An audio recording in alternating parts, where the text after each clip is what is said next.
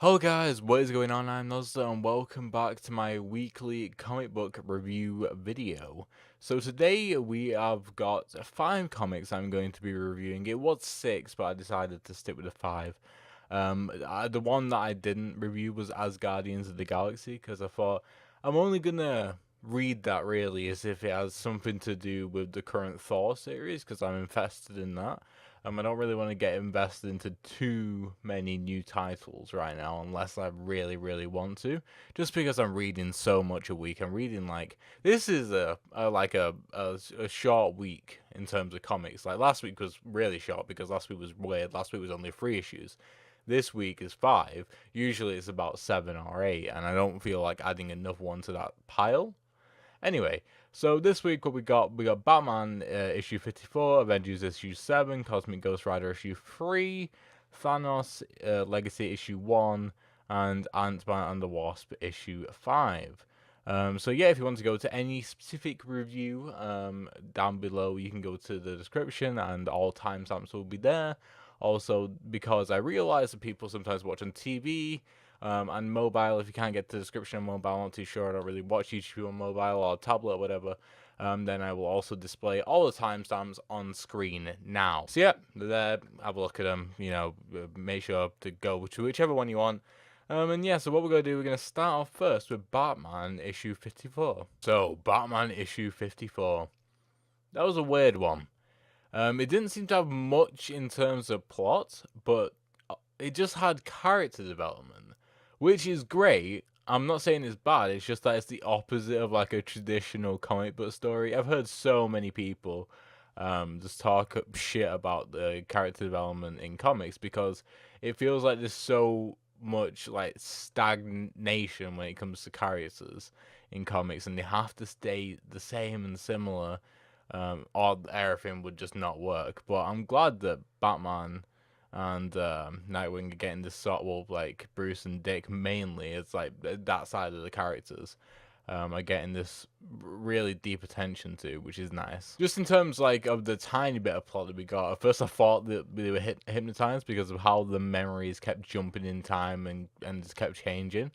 But I think that was just a collection of memories just stitched together, just that type of storytelling trope. Going back to the character development slightly, since a lot of people, including myself, jumped on at issue 50, it was good to get some sort of, where are they now moment with Bruce and Dick.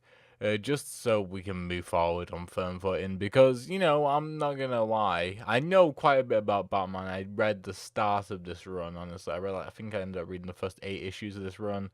So I knew where his head was at then, but I have no idea about Nightwing. Nightwing is very much a fresh character. I've only experienced him in the games, and that's kind of it, honestly. So getting just a taste of what the character is like right now was very, very interesting. I enjoyed that a lot.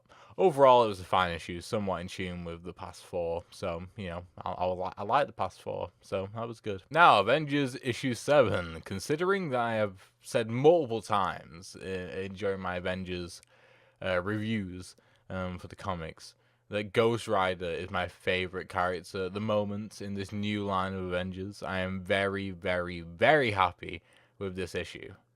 It was an entire issue dedicated to my favorite character, to his origin story. Which also leads me to believe that we're going to get some more Ghost Rider in the future. Well, at least I hope so anyway. Not really too much else to say other than that. I was a tad confused about you see it a few times here and there, especially in comics and manga.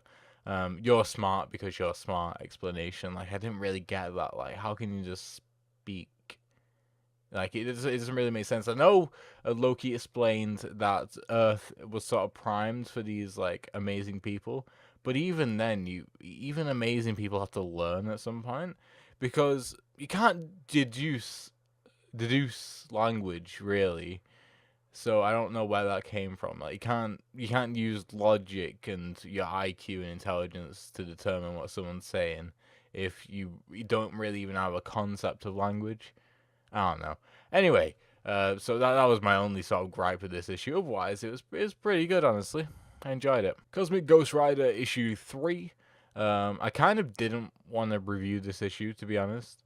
Not because it was bad, kind of the opposite. It's just because I know I'm gonna be repeating myself over and over. The art is amazing, vibrant colors, and the great two-page spread near the end. It kind of reminds me of the Ant-Man and the Wasp um, current run. With the art is so bloody colorful. It's beautiful to look at. I just love every second I read Ant-Man and the Wasp and Cosmic Ghost Rider just because how colorful it is. Everything is just so batshit crazy that I almost can't take any of it seriously, which is good and bad. It means that there is more jokes and more what the fuck moments all the time, but both of those, like jokes and what the fuck moments, have less impact. But I did laugh at the end of the last panel, I'm not gonna lie. I mean, you either laugh or you're shocked, and I think I was a bit of both, but that sort of intensified the laughter. Um, I do laugh out loud a lot more when it comes to comics than any other medium. I don't know why, and usually it's always Danny Cates who does. It makes me do that, to be honest. Um, but just going back on what I said about not really taking everything seriously, I then went on to read Thanos Legacy, which is the comic I'm reviewing next, and it turns out that Cosmic Ghost Rider and the story that's going on right now is sort of in the continuity, in the current continuity, and in the current canon, which I find that really hard to believe. It is true, but when it comes to time travel and that particular, like, what it's doing with this time travel, I just can't believe that it's actually having an effect on the world. That's what I treat as true, like, it's true in the continuity and true canonical events is like the actually affect other stories, and it does. So I'm like, what? Anyway, let's move on to Thanos Legacy. I'll talk about that more in that issue review. Thanos Legacy issue 1, definitely an interesting read for someone like me who is reading a hell of a lot of titles right now. Thanos has, like I said this at the start of the video, that I'm reading a lot of titles right now, and I think this sort of like rewarded me for that. Because there was like 3 or 4 references in this one. Like, you know, you get those little cards by Nick saying this is from this and this is from that. You know, I got all of them, which I'm very happy about. Thanos has been appearing left, right, and center, and this issue just shows us where he has been before and after those events. Like, for example, in Thor, when he appears at the wedding. You know, I'm trying to think of another one right now. Oh yeah, right before Gamora kills him, you know, stuff like that. Um, you know, it's just nice to see where he was, what he was thinking, and stuff like that. And I just can't help but like it. It puts a smile on my face, honestly. The writing by Cates is great again, and the fact that Cosmic Ghost Rider is canonical is actually kind of mind blowing. I did talk about this in my Cosmic Ghost Rider review. If you didn't watch that, and if you just skipped to this review, then that's what I was talking about in that as well. As soon as time travel was involved, I thought, nah, this isn't fucking canon at all. But the fact that it is really just actually mind blowing. Like, they are actually just allowing Donny Cates to do whatever he wants in this universe. And just the amount of titles he's writing right now is amazing as well. I think he's on like 4 or 5 titles. Well, no, I'm counting the previous. Thanos running that as well. So just I think it's 4. I'm just trying to think it over my head. It's definitely Cosmic Ghost Rider, Thanos, and Venom. I swear he's on something else as well. Oh yeah, definitely Inhumans. That is definitely 4. And they're all so high impact stuff. It's kind of mad. Overall, it was a really good read.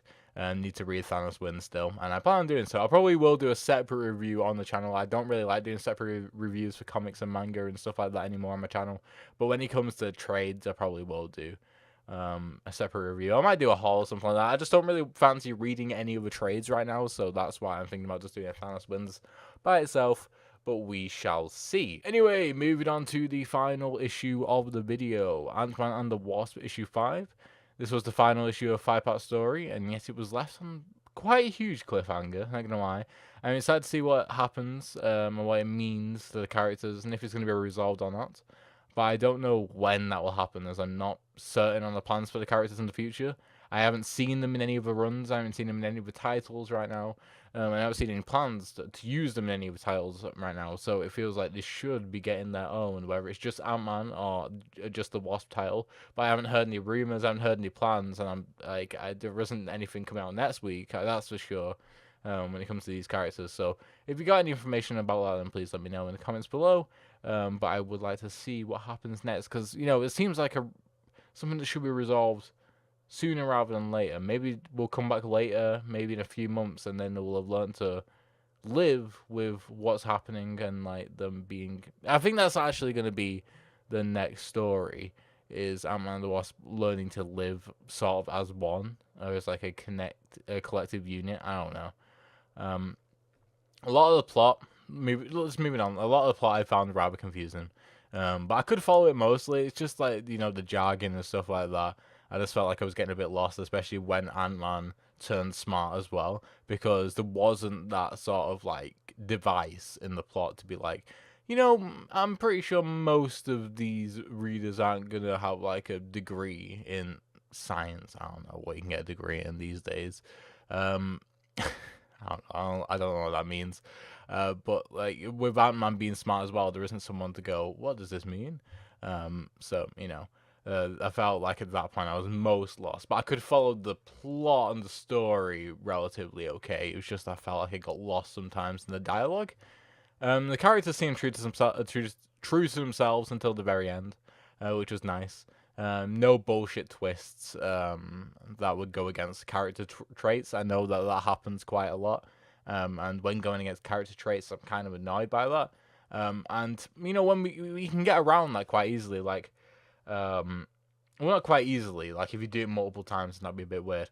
But the way they got around with dealing with going against character traits, because that's such an easy story element to implement into a story, is in the current Spider-Man run. If you're not reading that, it's pretty good so far. I wouldn't say it was great, but the fact that the sort of spliced Peter Parker and Spider-Man separate of each other, it allows them to act independently.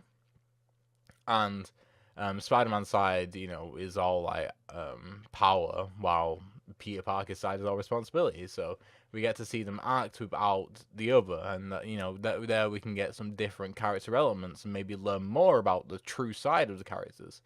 And that's what I think mainly twists, like plot twists when it comes to character traits, are used for.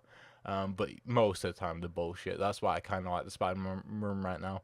Moving on, the art, which I've always found to be the strongest part of the series, was again on point, perfect. It just, I said this in my Cosmic Ghost Rider review, that and Ant-Man and the Wasp have great coloring and great art, and I just love it very much. Overall, good issue, and like I said, left me intrigued about the characters in the future. And that's about it. So, thank you guys for watching. I would like to point to the description below. Make sure to go to my Patreon, in which you can support my author endeavors. Chapter 2 for my novel will be coming out on Patreon soon. For anybody who is $1 who supports me with $1 or above, you can watch the Patreon video on there for more information. Also, I am an affiliate with a website called Creative Attribute, which creates from the ground up free comics. If you choose to support them on there, make sure to use my code when you want to like go and use the subscription service, which gives you more benefits and stuff like that on there, whilst the comics remain completely free. You can use my code in the description, and that will help out the channel. But yeah, that's going to be it for now, guys. So thank you guys for watching. Hope you enjoyed the video. Make sure to like, subscribe, and all that stuff. I've been Ozzy, and hopefully I shall see you in the next one. Goodbye.